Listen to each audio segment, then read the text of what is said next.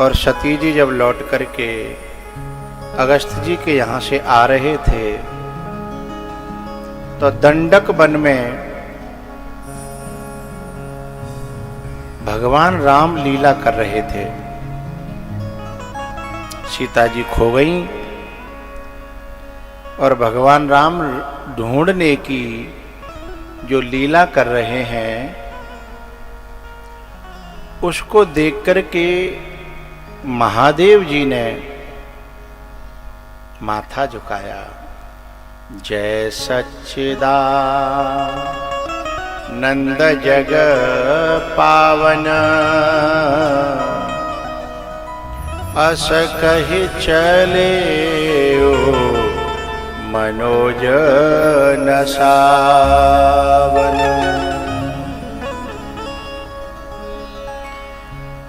राम जी की लीला को देख करके शंकर भगवान स्नेह से भर गए, क्योंकि उन्होंने कथा सुनी थी, और सती जी संदेह से भर गई, क्योंकि उन्होंने कथा नहीं सुनी थी।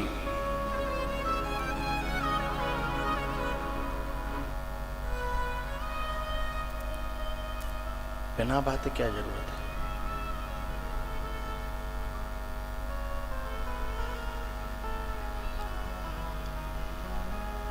सती जी कहती हैं तुम जिन्हें भगवान कह रहे हो वो तो रोते फिर रहे हैं। महादेव जी कहते हैं कि हे देवी ये लीला कर रहे हैं।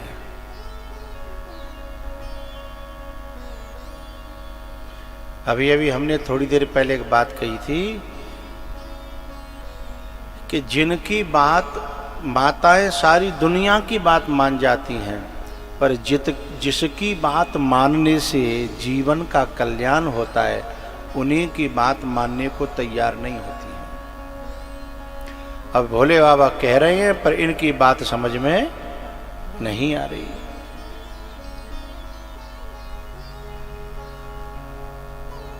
बार बार कहा, बार बार कहा, जब नहीं मानी तो भोले बाबा ने कहा कि कैसे मानोगी?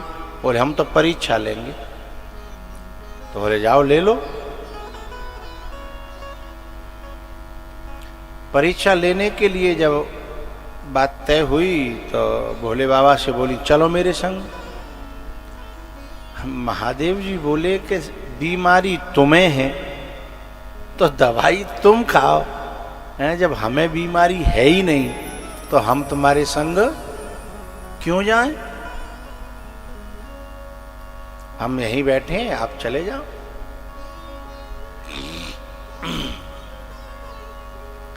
आखिरकार सती जी गईं और उन्होंने सीता जी का वेश बनाया।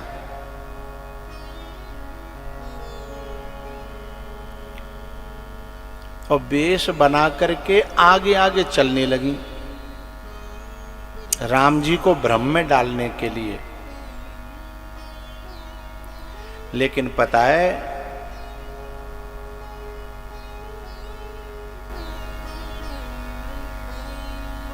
राम जी तो छोड़ो, इको ज्यादा हो रहा है, इको।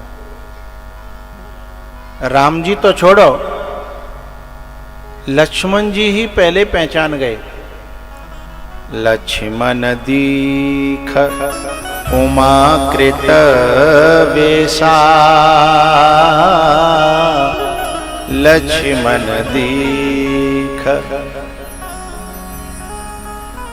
लक्ष्मण जी पहचान गए। राम जी ने तो जाकर के सीधे प्रणाम किया और बोले कि अकेली कैसे डोल रही हो? जा जंगल में नेक दिर किले में सीता जी अकेली छोड़ गो, सो मामलो गड़बड़ है गो, और तुम यहाँ अकेली डोल रही हो। यानी राम जी के कहने का उद्देश्य ये था कि बिना महादेव जी के इस संशय के जंगल में बिना सद्गुरु के बड़े बड़े भटक जाते हैं। इसलिए इस जंगल में अकेले भ्रमण करना ठीक नहीं है। आखिरकार फैल हो गई। इको बहुत फैला भाई।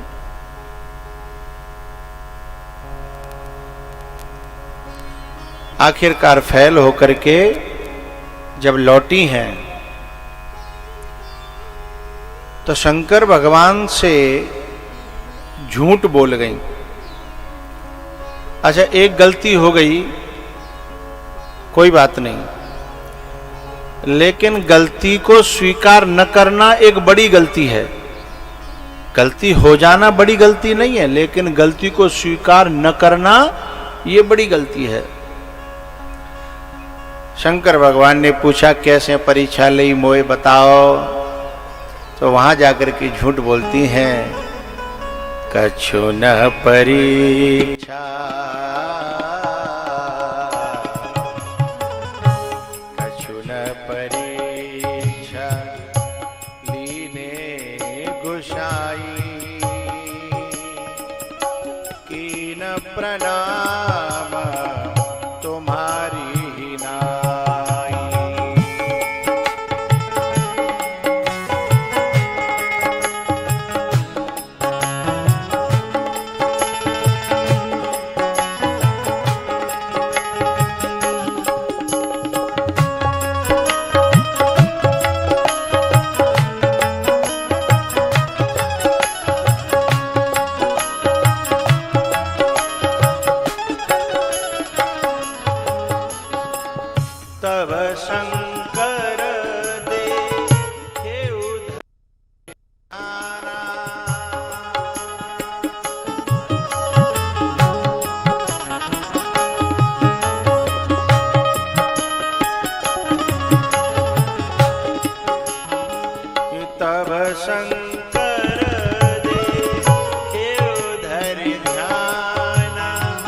सती जो कीन चरित सब जाना।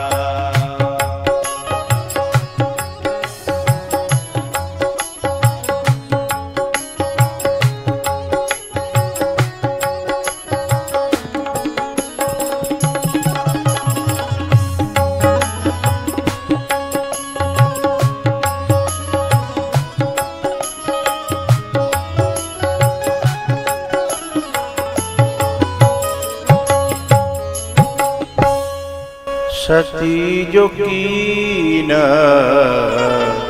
चरित सब जाना। 1 मिनट में पहचान लिया। और उन्होंने जो है सती जी का त्याग कर दिया कि इन्होंने जो है मेरी माता जानकी का वेश बनाया है, रूप धारण किया है। आखिरकार कैलाश पे गए, समाधि में चले गए, लौट करके जब बहुत वर्षों बाद जब समाधि से बाहर आए, फिर कथा सुनाने लगे सती को। इतने में क्या हुआ कि ऊपर से विमान जा रहे थे। जब विमान जा रहे थे ना, तो सती जी ने पूछा कि ये विमान कहाँ जा रहे हैं प्रभु? बोले ये विमान जा रहे हैं तुम्हारे बाप के यहाँ।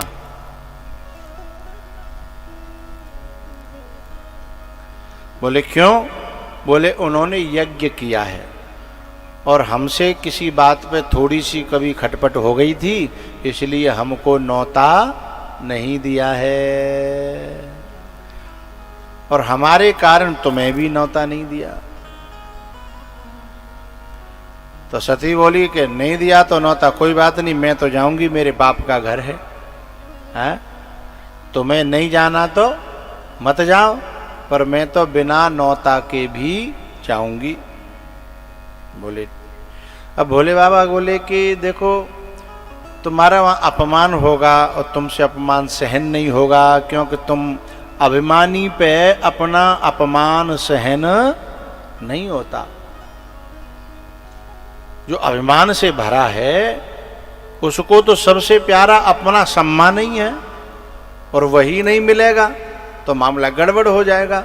इसीलिए महादेव जी तो जानते हैं, इसीलिए वो कोशिश करते हैं कि नहीं नहीं तुम न जाओ तो ज्यादा बढ़िया। बोले नहीं मैं तो जाऊंगी।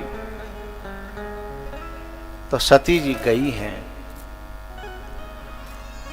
और वहां पे एक बात बताऊं मैं आपको,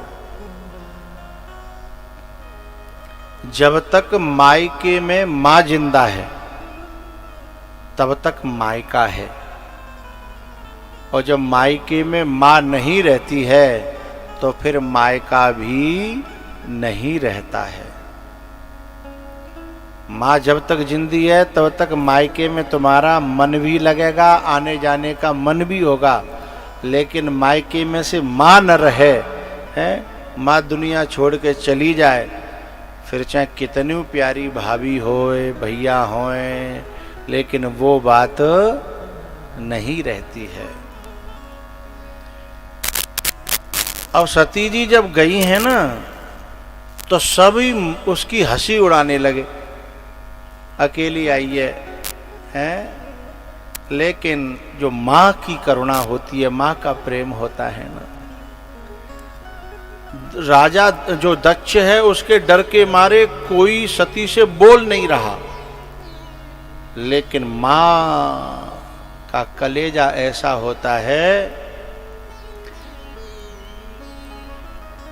जब कभी माँ को कुछ मिलता है ना, साड़ी मिले, धोती मिले, कपड़ा मिले, कोई सोने चांदी की चीज मिले, खुद चाहे भले ही नहीं पहनती होगी पर तुरंत याद करेगी मेरी बेटी आएगी है, उसके लिए ये साड़ी हो जाएगी, मेरी बेटी आएगी उसके लिए ये सामान हो जाएगा।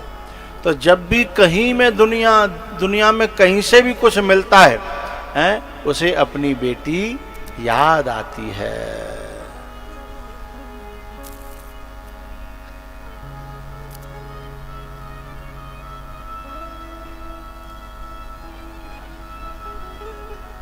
तो जो माँ है ना सती की, वो ये जानते हुए भी कि दक्ष नाराज हो जाएगा, लेकिन फिर भी आई है अपनी बेटी से मिलने के लिए। सादर भले ही मिली एक माता,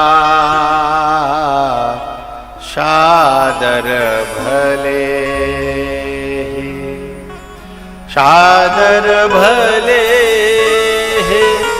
मिली एक माता, भगिनी मिली बहुत मुस्काता।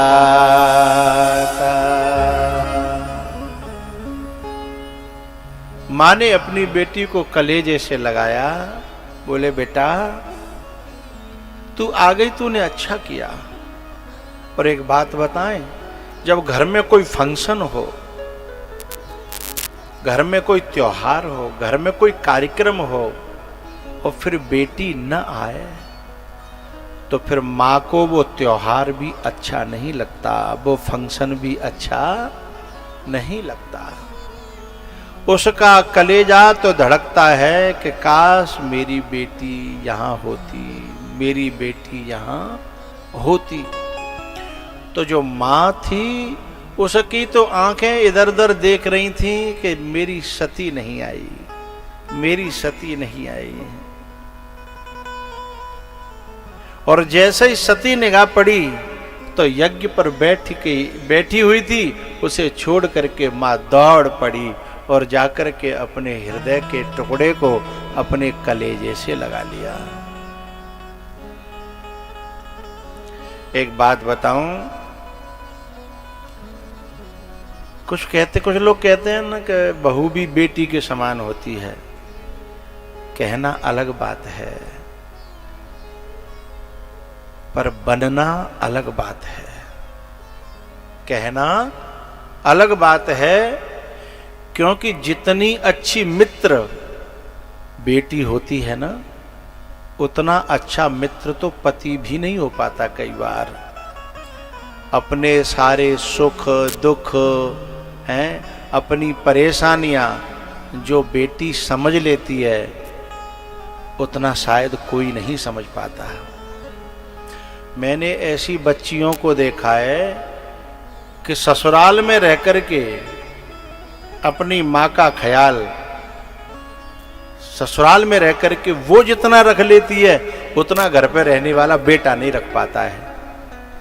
जबकि पेट से तो दोनों ही पैदा हुए हैं ना, बेटा भी और बेटी भी। मुझसे न जाने कितनी बेटियों ने ये बात पूछी है कि बाबा मेरी माँ बीमार रहती है, कोई उपाय है? शादी हो जाने के बाद ससुराल में 8 साल बिताने के बाद वहां से अभी ये पूछती है कि मेरी माँ बीमार रहती है, कोई उपाय है? और बेटा साथ रहता है, उसे नहीं पता है कि उसकी माँ बीमार रहती है, और वो कभी नहीं पूछता कि मेरी माँ बीमार रहती है, कोई उपाय है? तो माँ है ना, ये जानते हुए भी कि दक्ष जो है नाराज होगा, लेकिन फिर भी दौड़ करके मिली है कि तू आ गई, बहुत अच्छा किया। अब तू तो जानती है मेरी इस घर में चलती तो है नहीं, मैं तो तुझे सबसे पहले बुलाती, यहां पुरुषों की चलती है, पर मेरा कलेजा, मेरा मन, मेरा हृदय जरूर तेरे को ही पुकार रहा था, और मुझे भरोसा था कि तू जरूर आएगी। हैं?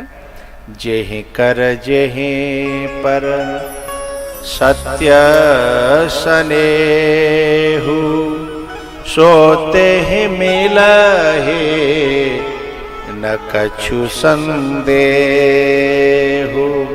सोते ही मिलहि न कछु संदेहु।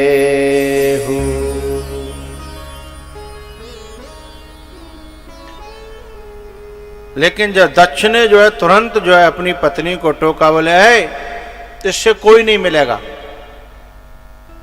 लेकिन मां ने कहा कि पहली गलती तो तुमने की, बुलाया नहीं। अब जब अपने आप आ गई है तो आई हुई लक्ष्मी का अपमान नहीं करते, नहीं तो तुम्हारा यज्ञ सब बेकार हो जाएगा। कभी कभी नारी बहुत अच्छी बात कहती है, लेकिन अहंकारी व्यक्ति को अच्छी बात सुहाती नहीं है। दक्ष अहंकारी है, और उसकी माँ बहुत बड़ी बात कहती है कि पहली तो गलती करी कि तुमने बुलाया नहीं, लेकिन अब वो आ गई है तो कम से कम आई हुई लक्ष्मी का सम्मान करो, आदर करो। लेकिन उसने तो साहब अपने अहंकार के सामने, जो बाली था ना, बाली राम जी से कहता है कि कारण कवन नाथ मोय मारा, मैं बैरी सुग्रीव प्यारा, धर्म है तो अब तरे गुसाई और मारे मोय व्याध की नहीं। तो राम जी कहते हैं कि मूढ़ तो अतिशय अभिमाना, नारी सिखावन करसिन काना। बाली ने कहा कि भगवान कहते हैं तेरी नारी ने, तारा ने तुझे कितना समझाया, पर तैने एक कान पे बात नहीं धरी। बाली ने कहा नारी की बात कौन मानता है? बोले जो नहीं मानता है वो ऐसे ही मरता जैसे तुम मर रहे हो। अरे ये तो देखना चाहिए कि नारी की वाणी पे बैठ करके बोल कौन रहा है, हैं? यह भी तो सोचना चाहिए कि बात भली है या बुरी है। केवल इस बात से तुमने बात नहीं मानी कि ये नारी कह रही है, हैं? अरे उसकी जिब्या पे बैठ करके बोल तो मैं ही रहा था ना, हैं? तुमने उसको समझाई नहीं, इसलिए आज तुम्हें मुझे मारना पड़ा। नारे सिखावन करसिन कान्हा, मूढ़ तो ही अतिशय अभिमाना, मूढ़ तो ही अतिशय अभिमाना, नारी शिखावन करशिन कान्हा, नारी शिखावन करशिन कान्हा। एक बात बताऊं,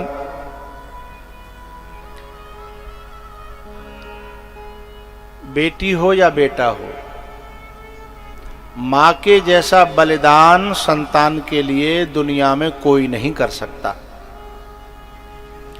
जैसे बेटी बड़े होने लगती है ना, तो मां अपनी शॉपिंग बंद करने लग जाती है। कि कोई पूछता है कि अपनी पसंदीदा साड़ी क्यों नहीं ले रही हो, तो वो एक ही बात कहती है, अभी बच्ची बड़ी हो रही है, थोड़े से पैसे जुड़ जाएंगे, किसी अच्छे घर में चली जाएगी ना, तो शायद मेरा जीवन अच्छा कट जाएगा। और यदि उसे दुख रहा तो मैं कितनी भी अच्छी साड़ी पहन लूं, मेरे जी को चैन आने वाला नहीं है। तो यदि कोई पसंदीदा सामान बाजार में दिख रहा है और फिर भी वो यदि नहीं ले रही है, तो समझना इस माँ की बेटी जवान हो गई है, उसने खरीदारी बंद कर दी है, उसने जोड़ना चालू कर दिया है, इकट्ठे करना चालू कर दिया है।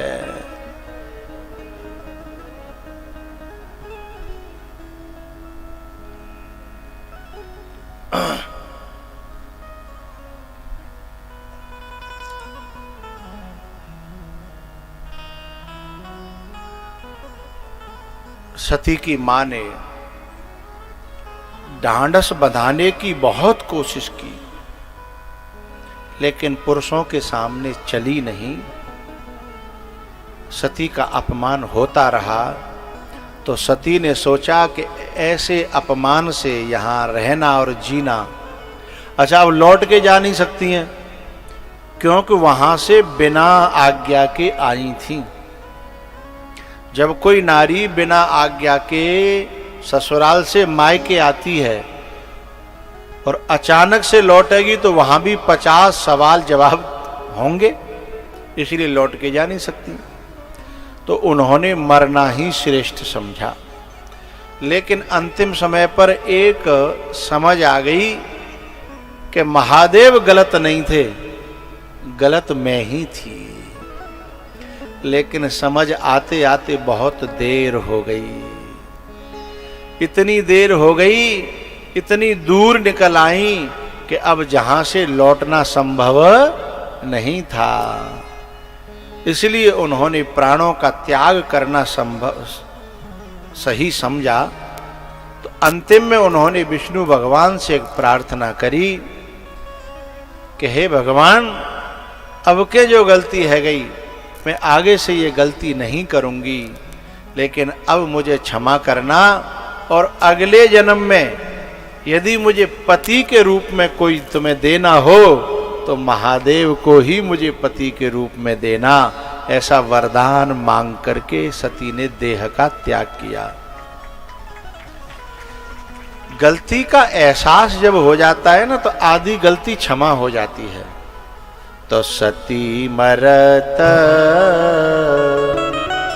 हरिशन वर मांगा, जन्म जन्म शिव पद अनुरागा, जन्म जन्म शिव पद अनुरागा, सती मरत हरिशन वर मांगा, जन्म जन्म शिव पद अनुरागा। इसलिए अगले जन्म में वो वहीं पैदा हुई जहां पहले से महादेव जी की भक्ति होती थी, हिमाचल के यहाँ। नारद जी ने छोटेपन में गुरु मंत्र दे दिया। कुछ बच्चियां पहले से ही भजन करती हुई आती हैं, उन्हें बचपन में ही संत मिल जाते हैं, बचपन में गुरु मंत्र मिल जाता है और बचपन से वो अपने भाग्य को संभार लेती हैं। और कुछ ऐसे इंतजार में रहती हैं कि देखेंगे बुढ़ापे में कर लेंगे भजन, अभी काफी उम्र पड़ी है, हैं? और कुछ लोगों को तो बुढ़ापे में भी संत नहीं मिलते, गुरु मंत्र नहीं मिलता और जीवन यूं ही चला जाता है। तो बचपन में ही गुरु मिल गए, नारद जी गुरु मंत्र मिल गया और कठोर तपस्या करी। और परीक्षा करने के लिए सप्तऋषि आए और सप्तऋषियों ने डिगाने की कोशिश करी, लेकिन सती पार्वती जी ने एक ही बात कह दी कि जन्म कोटि लगे रगर हमारी, वरऊ शंभो नत रहूं कुमारी। जन्म कोटि लगे रगर हमारी, वरऊ शंभो नत रहूं कुमारी। बोले 100 कोटि 100 करोड़ जन्म बीत जाएं तो भी मैं बिना शिव को पाए कुमारी रह लूंगी, लेकिन किसी और को वरण नहीं करूंगी। एक बात बताऊं, चैन आए तो कैसे किसी दीवाने को, चैन आए तो आए कैसे किसी दीवाने को, एक जाता है और 100 आते हैं उसे समझाने को। लेकिन जिसके हृदय में परमात्मा का एक बार प्रेम पैदा हो जाए, फिर दुनिया क्यों न समझाए, फिर उसकी समझ में दुनिया की बातें आती नहीं है।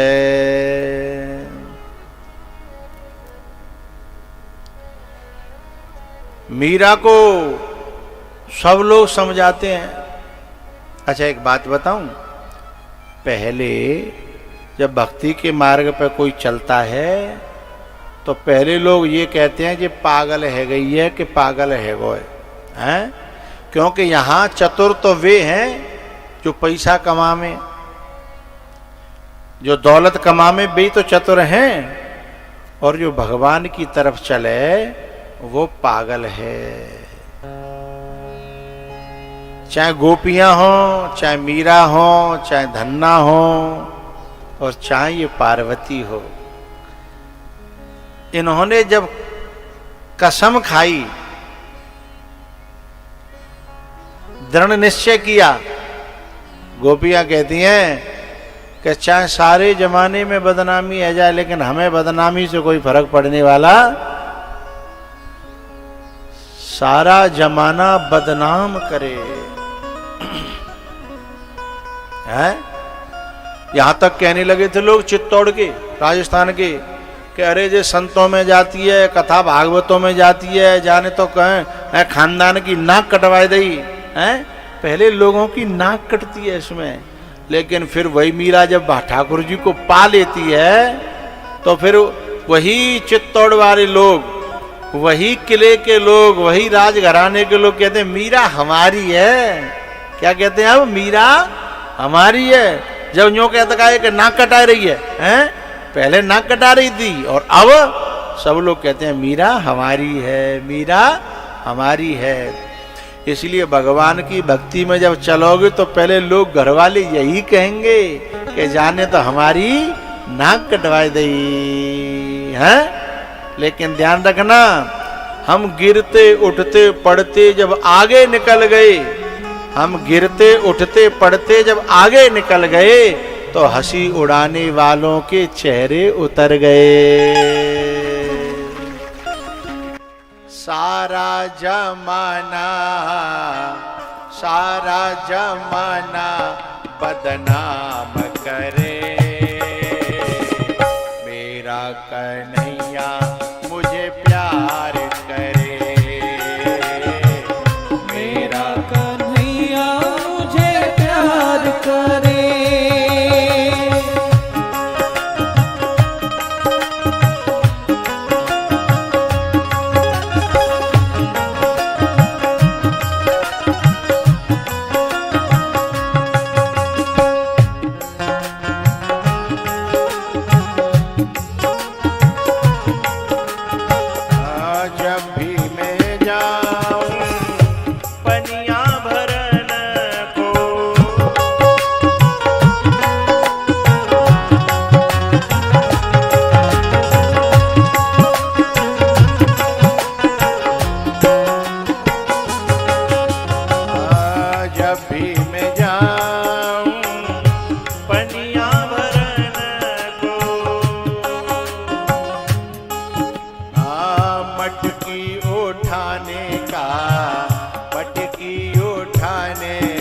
वो काम करे,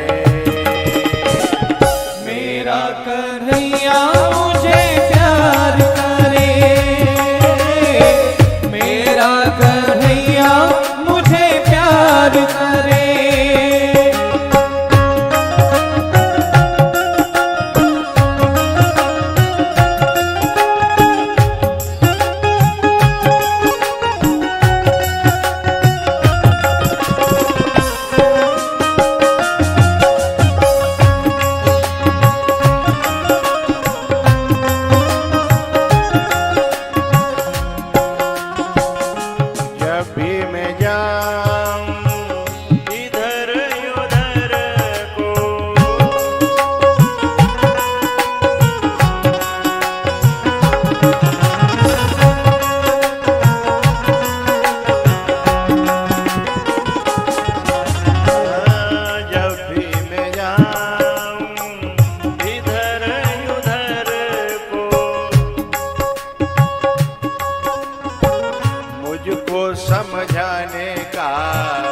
मुझको समझाने का, रास्ता दिखाने का वो काम करे,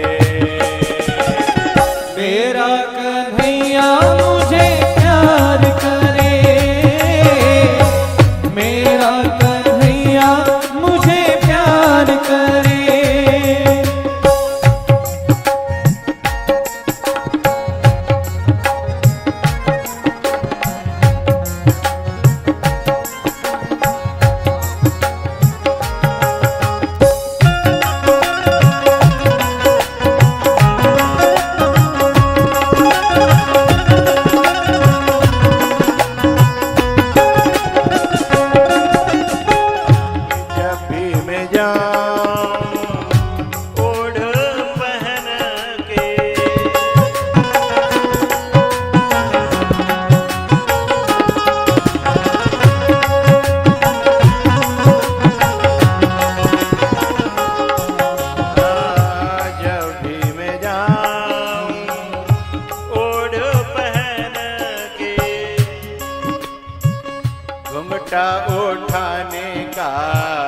घूंघटा उठाने का वो काम करे,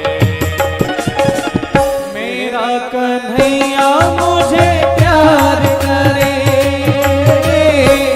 मेरा कन्हैया मुझे प्यार करे।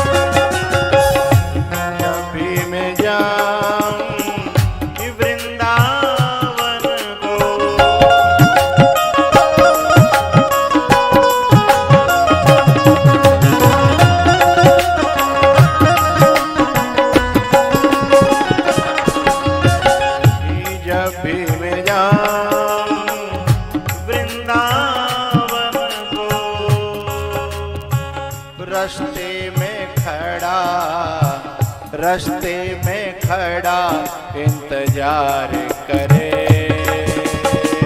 मेरा कन्हैया मुझे प्यार करे, मेरा कन्हैया मुझे प्यार करे।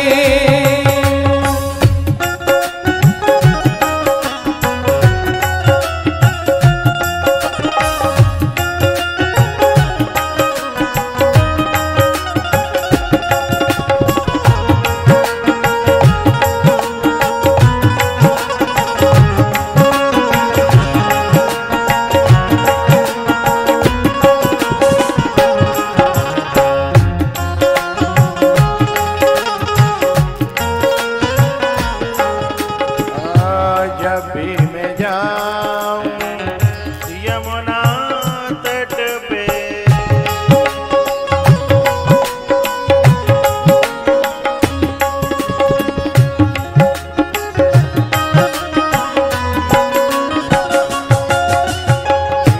जब भी मैं जाऊं यमुना तट पे,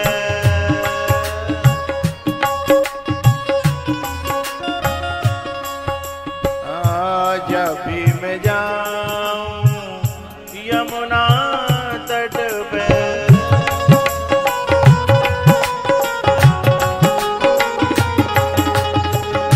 चीर चुराए नैनाचार करे। मेरा कन्हैया मुझे प्यार करे, मेरा कन्हैया मुझे प्यार करे।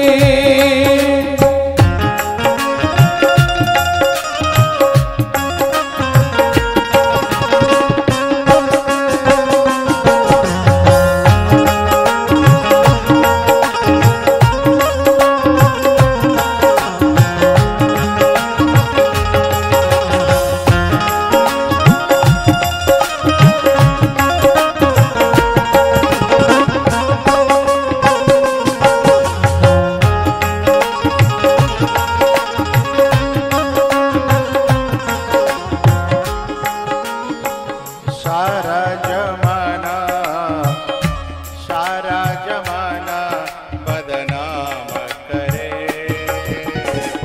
मेरा कन्हैया मुझे प्यार करे, मेरा कन्हैया मुझे प्यार करे।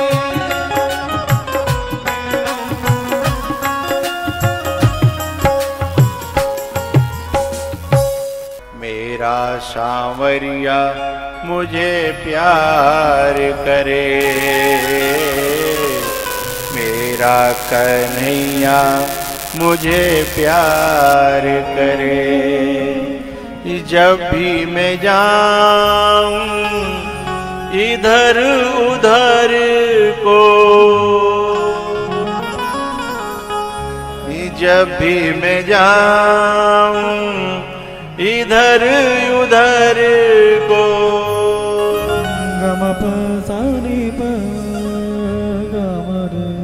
रास्ता बताने का वो काम करे।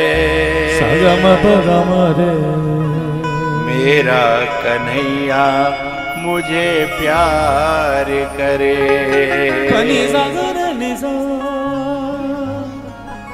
रास्ता बताने का वो काम करे। मेरा कन्हैया मुझे प्यार करे।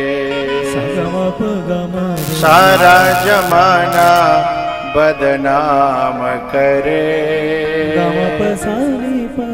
मेरा संवरिया मुझे प्यार करे।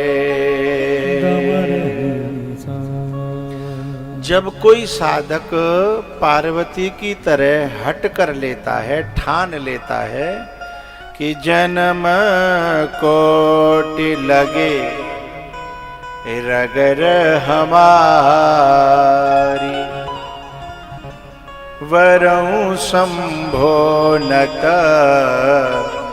रहूं कुमारी। फिर उसे महादेव को ढूंढने के लिए कहीं जाना नहीं पड़ता, स्वयं महादेव ढूंढते ढूंढते उसके पास आते हैं और कहते हैं, हे पार्वती, तेरी तपस्या पूरी भई, अब तुम घर जाओ, हम तुम्हें लेने के लिए घर आ रहे हैं। उसके बाद जो है महादेव जी का दोबारा से विवाह होता है पार्वती के साथ। आकुति, देवहूति और प्रसूति, ये मनु की जो 3 कन्याएं थीं, इनके वंश की चर्चा मैत्रेय जी ने विदुर जी को हरिद्वार में श्रवण कराई। अब रहे 2 पुत्र, प्रियव्रत और उत्तानपाद। जो उत्तानपाद थे ना, उनके 2 पत्नियां थीं, एक का नाम सुनीति और दूसरी का नाम सुरुचि। और ये पत्नी सबके होती हैं, सुनीति और सुरुचि। यानी हमारे सबके अंदर 2 ही तरह की बुद्धि होती है। सुनीति माने जो नीति पे चले, सुंदर नीति पे, ज्ञान पे, भक्ति पे, वैराग्य पे चले, वो सुनीति। और जो सुरुचि, जो अपनी रुचि पे चले। भाई रुचि अलग चीज है और नीति अलग चीज है ना। जो अपनो पहरवो, अपनो खाएवो, अपनो ही है, केवल जाय देखे वो सुरुचि। और जो धर्म को देखे, नीति को देखे, परिवार को देखे, संस्कारों को देखे, वो सुनीति है, उन पे चले। दूसरी भाषा में ऐसे समझो, कुछ माताएं होती हैं सूप की तरह, सूप। हाँ, सूप में क्या होता है कि जब माताएं गेहूं साफ करती हैं तो सूप जो है अच्छे अच्छे को रख लेता है और खराब खराब को फेंक देता है ना। और कुछ माताएं होती हैं चलनी की तरह, आटा छानने वाली चलनी होती है, उसकी तरह होती हैं। चलनी क्या करती है? अच्छे अच्छे को फेंक देती है, निकाल देती है, और बुरे बुरे को, कूड़े कचड़े को, बोलो करो, अपने पास रख लेती है। तो दोनों प्रकार की माताएं पाई जाती हैं। एक तो सूप जैसी, जो दुनिया में से भलाई भलाई को इकट्ठा कर लेती हैं, बुराई को फेंक देती हैं। और दूसरी होती है चलनी की तरह, जो पूरे गांव की बुराइयों को अपनी छाती पे धर के रखती हैं और भलाई से जिन्हें कोई लेना देना नहीं है। पूरी दुनिया की बुराई उनको सब पता होगा कि पूरे गांव में किसके यहाँ क्या चल रहा है, हैं? किसके घर में क्या हो रहा है, क्या होने वाला है, क्या हुआ था, हैं? तो समझो वो चलनी है। और जिसे दुनिया का कोई पता नहीं है, केवल भगवान की कथा, भगवान को भजन और भगवान के कीर्तन में लगी हुई है, वो सुनीति है। अब आप समझ लियो, हैं? अब जो पांडाल में बैठी काएं, अब वे तो सुनीति है। वैसे जिनमें वो ऐसा कहते कोई आए गई हो एक आध, हैं? वैसे तो वो यहाँ क्यों आएगी भाई, फुर्सत ही नहीं होगी ना। दुनिया के कचड़ा बटोर भी पहते फुर्सत ही नहीं होगी, वो आएगी नहीं। लेकिन हो सकता है कोई लिपट के काऊ के संग में कोई खींच लाई हो कि चल कथा चल रही है, चल सुनाए लाऊं, हैं? तो लपेटा में आ गई हो। लेकिन जिसका कथा में मन लगेगा वो सूप ही होगी, और नहीं होगी तो सूप बन जाएगी, हैं? कथा प्रेम पैदा करेगी, सूप बन जाएगी। तो साधु ऐसा चाहिए जैसा सूप सुभा सार सार को गहिर है और थोता दे उड़ा। थोता दे उड़ाए। एक दिन एक चलनी सुई से बोली, सुई से, ओ सुई तेरे तो मुंह देखो धर्म नहीं है, तेरे माथे पे छेद है। सुई से कहती है चलनी कि तेरे दर्शन करने से अशुभ होता है क्योंकि तेरे माथे पे छेद है। अब सुई बोली बहना मेरे तो माथे ही पे छेद है, आगे समझ लो है? मेरे तो केवल माथे पे ही और वो केवल एक ही है। अब तेरे बारे में तो हम कछु कहेंगे नहीं है।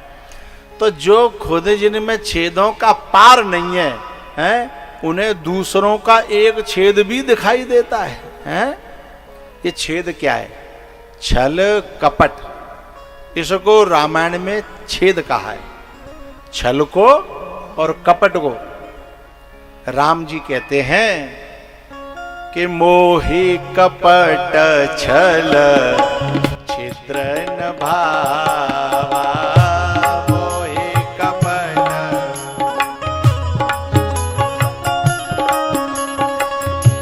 मोहि कपट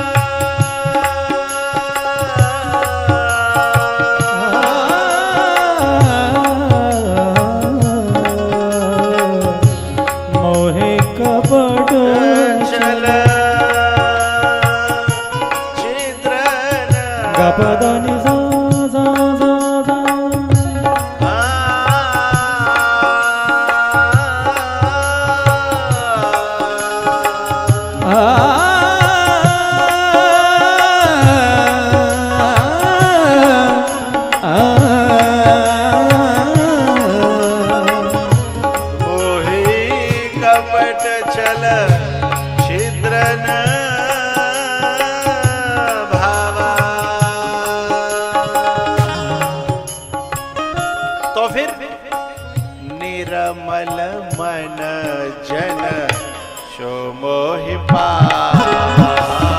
गबदनि दब गबदनि सा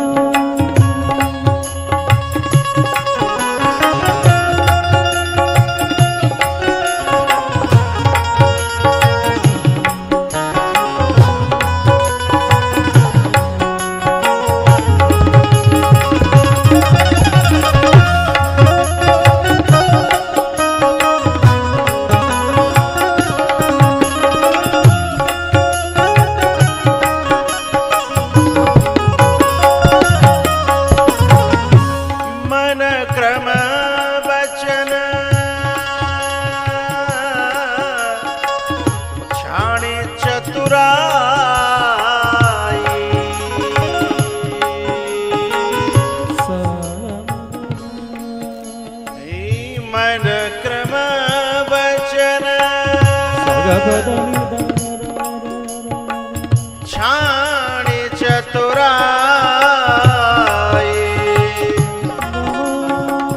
भजत कृपा कर है रघुराई।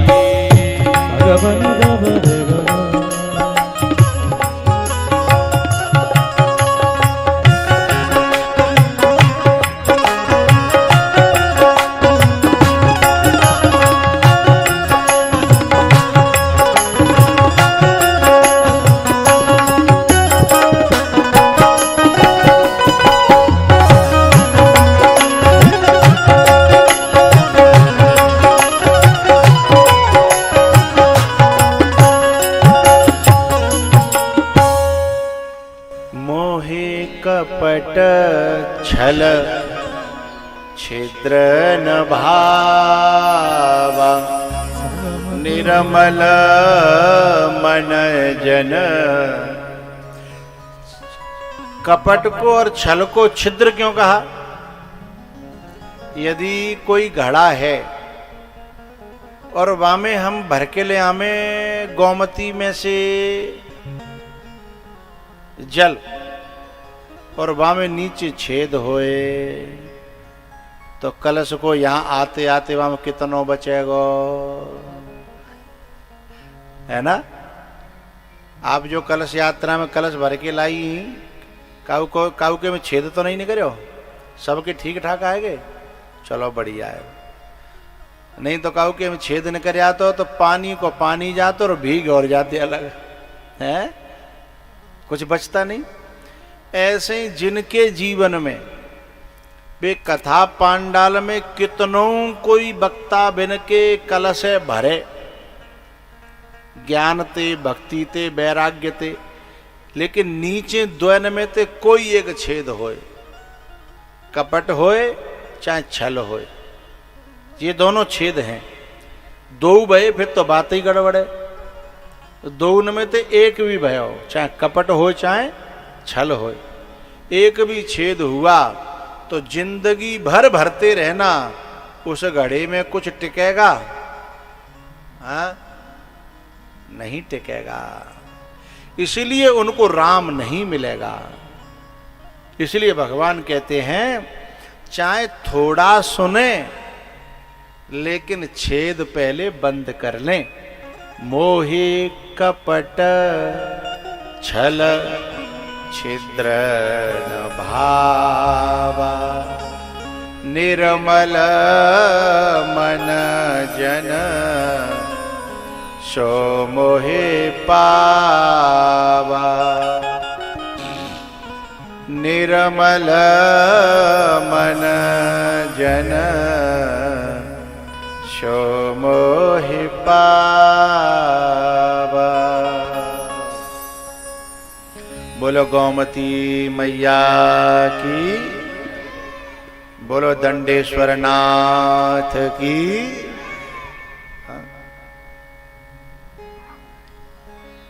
तो बात चल रही है कि एक है चलनी जैसी और एक है सूप जैसी।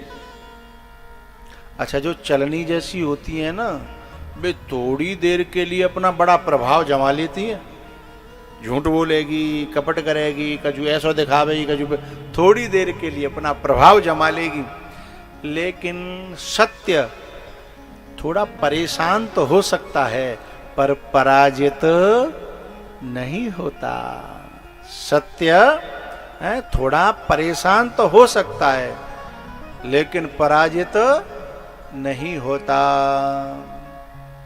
तो जो सुनीति है ना, वो थोड़ी परेशान रही, बड़ी है, धर्म पे चलती है, नीति पे चलती है, सूप की तरह है, थोड़ी परेशान तो रही, लेकिन उसका जो बेटा हुआ, हा, जिसका नाम ध्रुव था, उस एक बेटे ने ऐसा जीवन पलट दिया, क्योंकि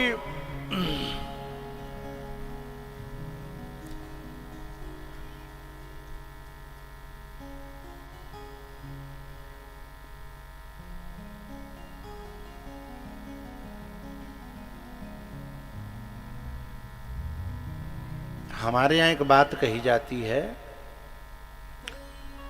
सिंघनी का दूध जो है सोने के पात्र में ही ठहरता है। सिंघनी का दूध सोने के पात्र में ही ठहरता है। यदि सोने का पात्र न हुआ तो बताते हैं हमारे बड़े बूढ़े कि सिंघनी का दूध उस पात्र को छेद करके पार हो जाता है, ठहरता नहीं है। ऐसे ही जो सुरुचि हैं, जो चलनी की तरह हैं, वे थोड़े बहुत जो है अपना प्रभाव जमा करके थोड़े बहुत कुछ सुख भोग सकती हैं, पर उनके गर्भ से अच्छी संतान पैदा नहीं हो सकती। लेकिन जो धर्म के मार्ग पर चलती हैं, हो सकता है उन्हें स्वयं को थोड़ा सा सुख कम मिले, लेकिन उनके गर्भ से या तो महात्मा पैदा होता है या फिर स्वयं परमात्मा पैदा होता है। कौशल्या पहले जन्म में कौन थी? शतरूपा। भगवान का भजन करती है, तपस्या करती है मनु जी के साथ। जब कौशल्या बनती है तो उसके गर्भ से भगवान राम पैदा होते हैं। हाँ? तो ये जो सुनीति है, इसकी महलों में उपेक्षा होती है, ज्यादा कदर नहीं होती, लेकिन वो अपने धर्म को नहीं छोड़ती है। और एक दिन जो है ध्रुव पैदा हुआ, और जो छोटी थी ना सुरुचि, वो छल कपट इन्हीं में लगी रहती थी। एक दिन क्या हुआ, ध्रुव जी महाराज गद्दी पे चढ़ रहे थे, जहां राजा बैठे थे उनकी गोदी में चढ़ने के लिए। तो छोटी वाली में जलन थी, ईर्ष्या थी। तो उसने बड़ी वाली के बेटे को चढ़ते हुए देखा तो भीतर आग लग गई।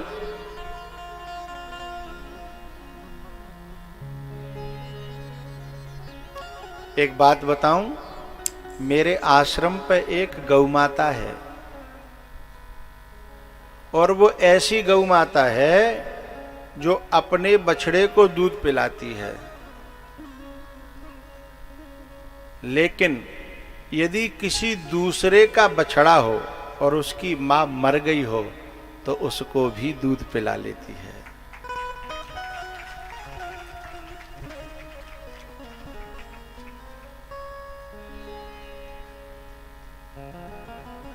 दर्शन करिए,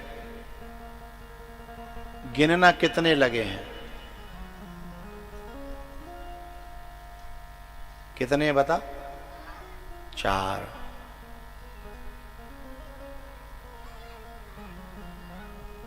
ऐसी होगी कोई? बहुत मुश्किल है।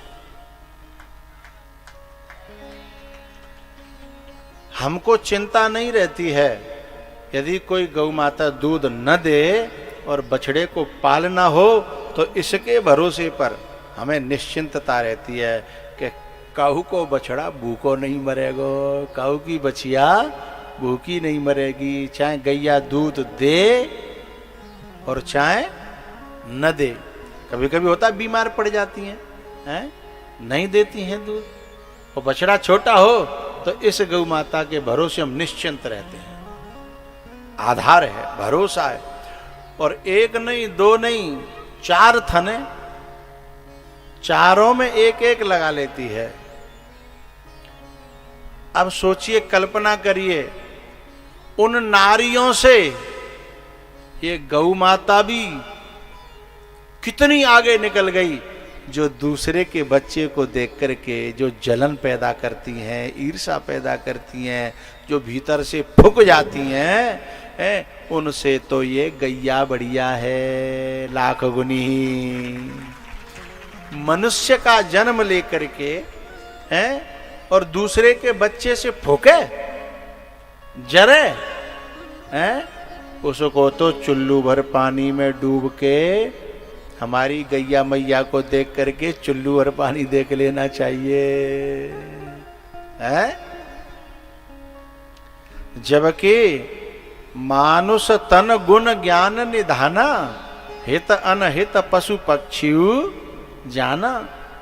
मनुष्य जन्म लेकर के ये सुरुचि क्या कर रही है, अपनी जो सौत का जो बेटा है वो जैसे ही ऊपर चढ़ता है उसे खींच लेती है। ध्रुव जी महाराज जब चढ़ रहे थे गोदी में, पकड़ करके नीचे खींच लिया और नीचे खींच करके कहा कि जा गोदी में चढ़नो है, जा गोदी में बैठनो है, तो पहले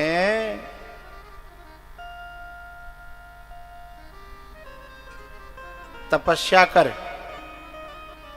और फिर मेरी कोख में आ और मेरी कोख से जन्म ले, तब जाकर के इस गद्दी पे बैठेगा, अन्यथा नहीं बैठेगा। यानी मेरो बेटा बनेगो तो ही बैठे पावेगो, और नहीं तो नहीं बैठ पावेगो। अब ये बात जो है ध्रुव जी को बड़ी बुरी लगी कि तपसाराध्य पुरुषम तस्यैवानुग्रहेण मे गर्भे त्वं साधयात्मानं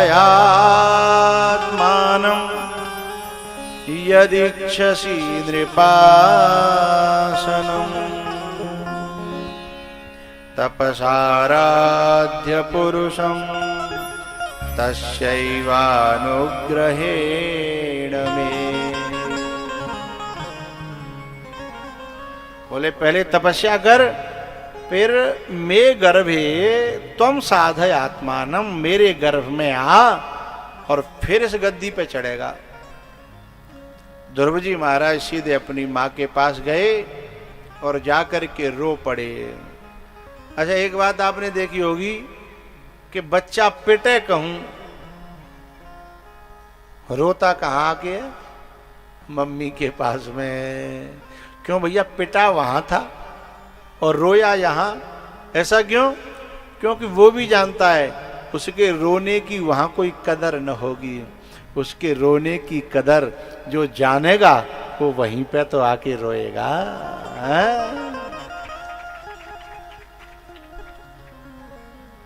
माँ ने पूछा बेटा क्या बात है? ध्रुव जी कहते हैं माँ ये बताओ मेरे पिताजी कौन हैं? मेरे पिताजी बोले जो राजगद्दी पर बैठे हैं वही तेरे पिताजी हैं बेटा। बोले ऐसे कैसे पिताजी? हम पिटते रहे और वो टुकुर टुकुर देखते रहे, ऐसे कैसे पिताजी? तब मां कहती है बेटा जब दिन गर्दिश के आते हैं हर शख्स बुराई देता है, माँ बाप निकम्मा कहते हैं और यार गवाही देता है। हर दिल को बुरे लगते हैं हम और गाली भाई देता है। घर वाले ना मुख से बोले जग जहर दिखाई देता है। बेटा अभी हमारे दिन टेढ़े चल रहे हैं और जब उल्टे दिन आते हैं तो उनके साथ ऐसा हुआ करता है। जब सही समय आएगा तो रही मन चुप साधे रहो, देख दिनन को फेर। जब नी के दिन आएंगे तो बनत लगे ना देर। जब नी के दिन आएंगे तो बनत लगे ना देर।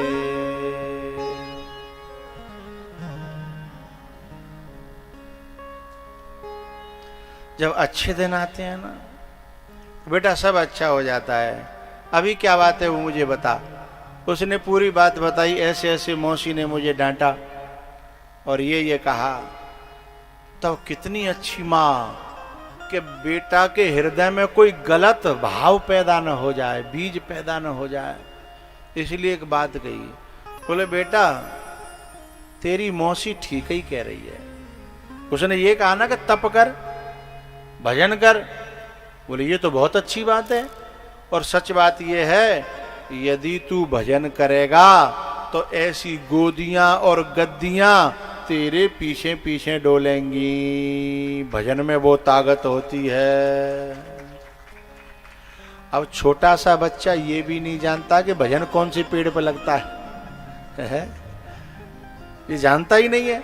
लेकिन माँ कह रही है ना कि भजन करने से ये गोदियां और गद्दियां पीछे पीछे डोलेंगी। उसने ठान लिया कि ठीक है मैया, क्योंकि फल तो विश्वास देता है ना।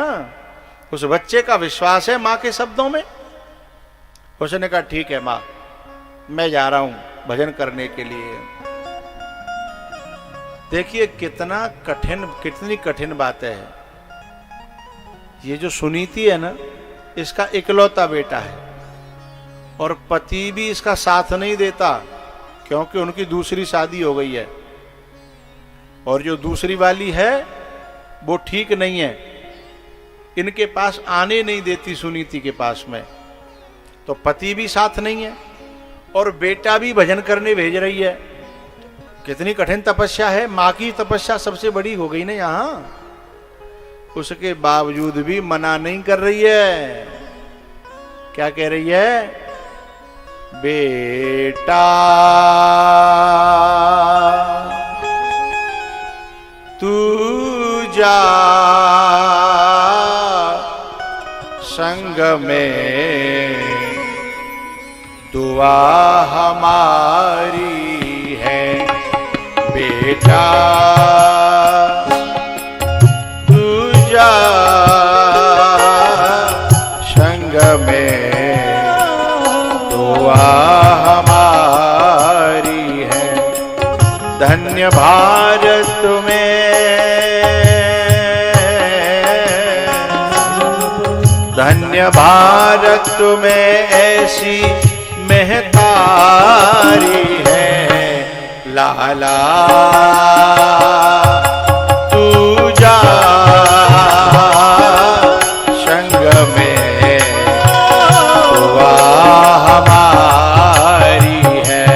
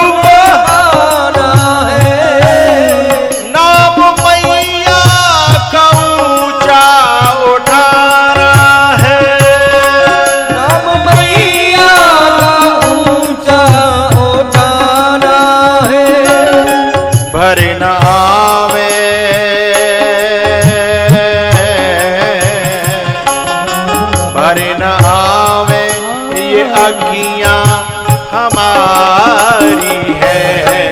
लाला तू जा संग में, दुआ हमारी है।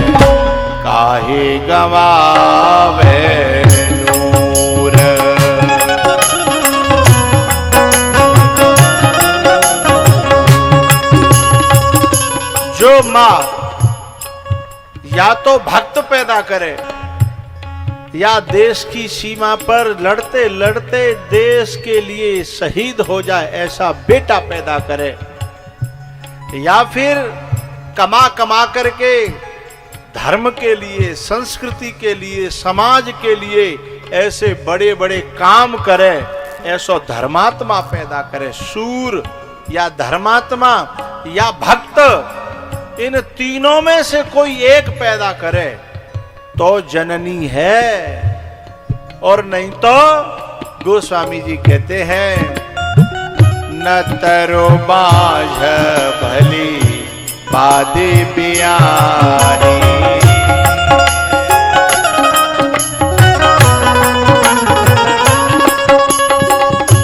रघुपते न तरो बाझ भले बाधी बियानी, राम विमुख सुत ते बड़ी हानि।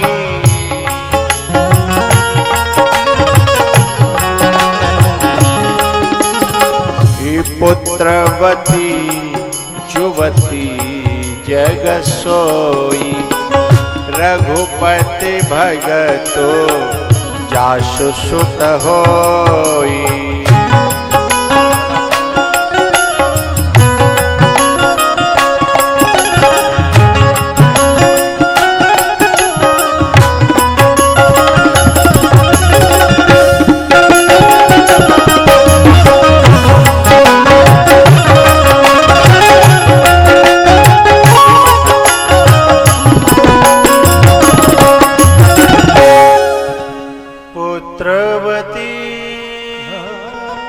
जुवती जग सोई,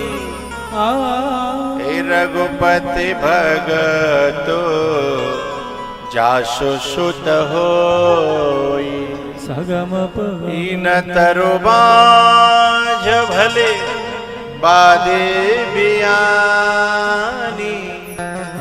राम विमुख सुतते बड़ी हानि, राम विमुख सुतते बड़ी हानि। सगम पगम रे के जननी तू भक्त जन, के दाता के शूर, और नाहे तो तू बांझ रहे काहे गमावे नूर। है जिस समय लक्ष्मण जी महाराज राम जी के साथ जाने के लिए मां सुमित्रा के पास में गए, जब राम जी ने कहा कि तुम्हें चलना है तो मां से विदा ले आओ, आहा क्या मां है, सुमित्रा जैसी मां, सुनीति जैसी मां। जब लक्ष्मण जी गए, कैसे आए बेटा? बोले भगवान ने कहा है कि मां से विदा ले आओ। तो जननी की आंखें भर आई। बोले मैंने जीवन भर तुझे पढ़ाया था कि मैं तो शरीर की मां हूं, असली मां तो तेरी जान की है। मैंने जीवन भर तुझे पढ़ाया, जीवन भर सिखाया कि तात तुम्हारे मातु बेदे। ये देह के जो रिश्ते हैं, देह के जो नाते हैं ना, इनको ज्यादा न मानना। मैं तो शुरू से कहती रही, लेकिन तू फिर भी मां के नाम पे मेरे पास आ गया, तुझे तो वहीं विदा ले लेनी चाहिए थी। बोल राम पूछते कि यहां क्यों विदा ले रहे हो, तो बता देना था कि वो तो देह की मां है, असली मां तो मेरी यही है। सच्ची मां वो है अपने से नाता तोड़े और अपनी संतान का राम से नाता जोड़े, माता जानकी से नाता जोड़े। हैं? जो अपनी संतान को इस मार्ग पे आगे बढ़ाए, सच्ची जननी तो वो है ना। लेकिन जब आ ही गए हो लक्ष्मण, तो मेरी कुछ बातें लेते जाओ। यहां से लौट के राम जी से कहना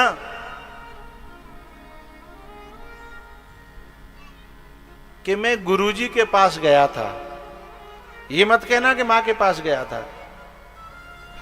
यहां से जाके मां जानकी को प्रणाम करना, उन्हीं से आज्ञा लेना। बोले फिर यहां आए हैं उसका उपाय बता रही हूं। बोले कहना गुरु के पास गया था। मैं तेरी मां नहीं हूं, मैं तेरी गुरु हूं। सच्चा गुरु कौन है? जो परमात्मा का भक्त से नाता जोड़ दे। बात समझ में आ रही है? भक्त का भगवान से नाता जोड़ दे, वही तो गुरु है। और वही काम मैं कर रही हूं।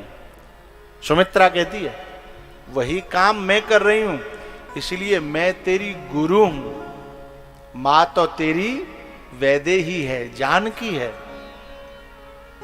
बोले यहां आए हो तो मेरी कुछ बातें ले जाओ। बोले बताओ। सेवा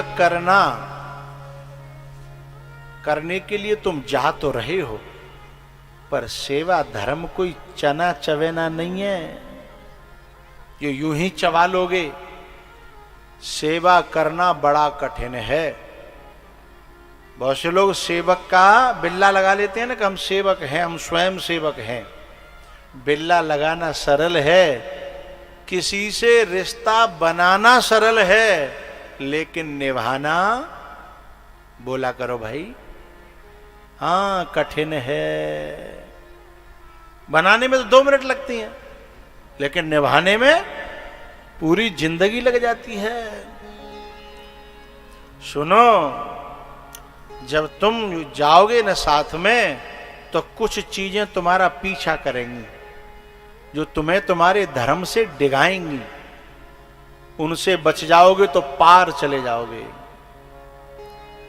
और यदि उनके किसी के भी अंटा में आए तो तुम वहीं से धड़ाम से गिर पड़ोगे। बोले क्या क्या है बताओ।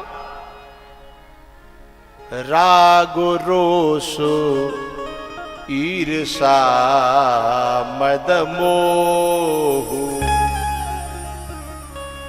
जन सपने हूं इनके बस हो।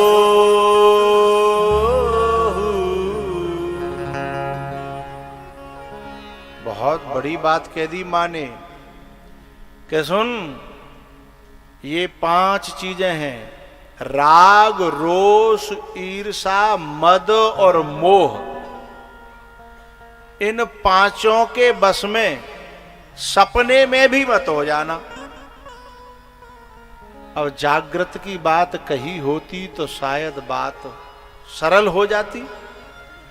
अच्छा एक बात बताओ भैया, स्वप्न में क्या अपना मन अपने बस में होता है?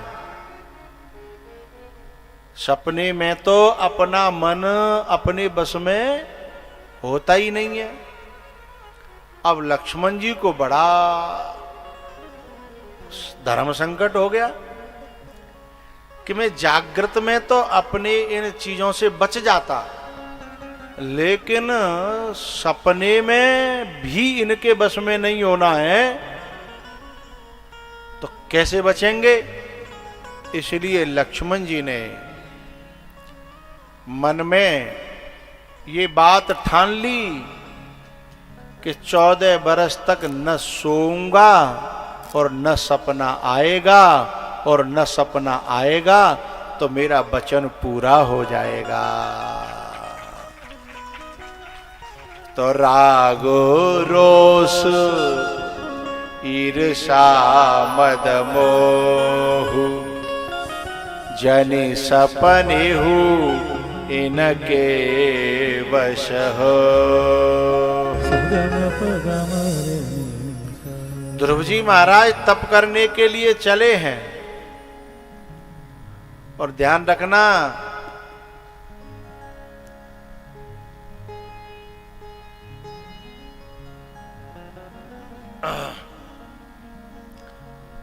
हम जिस दिन यहां आ रहे थे तो हमें कहां जाना है हमको रास्ता ही पता नहीं था। तो इस बच्चे को ही तो फोन लगाएंगे जो हमें बुला रहा है। तो जब वो फोन लगाएंगे तो वो बताएगा कि गुरुजी इधर आ जाओ, इधर आ जाओ, इधर आ जाओ, इधर आ जाओ। और फिर वो क्या कहेगा, आप वहां तक आ जाओ, लेने के लिए मैं आ रहा हूं। यही तो होगा ना। मैं आपसे एक बात कहनी है मुझे यहां, कोई हमारी तरफ चल के आ रहा हो और वो रास्ता न भटक जाए, इसलिए हम भी कुछ दूर तक चले जाते हैं। हम एक साधारण से मनुष्य, लेकिन जो भगवान की तरफ चल पड़ा हो और वो रास्ता न भटक जाए, इस बात की जिम्मेदारी क्या परमात्मा नहीं संभालेगा? अवश्यमेव। जब कोई पहला कदम ठाकुर जी की तरफ रखता है, उसी क्षण ठाकुर जी सतर्क हो जाते हैं, कहीं भटक न जाए। जब भी मैं जाऊं इधर उधर को,